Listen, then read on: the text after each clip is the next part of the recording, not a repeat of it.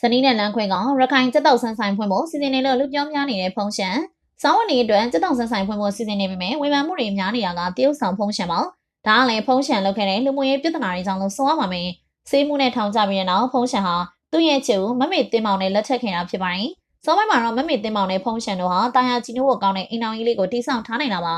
ထို့ပြင်တော့မမေတင်မောင်နဲ့ဖုံးရှန်တို့ဟာမောက်တထမ်းမဲ့တရွက်နဲ့စက်တောက်ဆန်းတွေကိုရောင်းကမီဒီယာနာပြည်မှာအရန်ကိုချစ်ပြခဲ့ကြတာပါဒါပေမဲ့လည်းခုခါမှာတော့ဖုံးရှန်နဲ့မမေတင်မောင်တို့ဟာလူသိရှင်ကြားကွဲသွားတာဖြစ်ပါတယ်ဒီလိုကွဲရတာဟာဖုံးရှန်ဟာစေးသုံးတာလူမှုရေးဖောက်ပြန်ပြီးတော့နောက်မေးလင်းတာတွေရှိရလို့ဆိုပါတယ်ထို့ပြင်တော့ဖုံးရှန်ဟာနာမည်လေးလုံးနဲ့မင်းသမီးနဲ့ဖောက်ပြန်နေတယ်လို့အိမ်တွင်းကြမ်းဖက်မှုတွေရှိရလို့ပြောလာတာပါဒါကြောင့်လည်းမမေတင်ဟာခင်မောတဲ့ဖုံးရှန်နဲ့ကွာရှင်းခဲ့တာဖြစ်ပါတယ်ဖုံးရှန်ကတော့ဇနီးတဲ့နဲ့ကွာရှင်းတဲ့ကိစ္စမှာသူ့ဘက်ကမှားတာမျိုးမရှိကြောင်းပြောရင်းနဲ့လွတ်လပ်စွာနေနေတာဖြစ်ပါတယ်ခုဆိုရင်ဖုံးရှန်ဟာရခိုင်ရိုးရာအစားအစာတစ်မျိုးဖြစ်တဲ့စက်တောက်ဆန်းဆိုင်ဖွင့်ဖို့ပြင်ဆင်နေတာပါ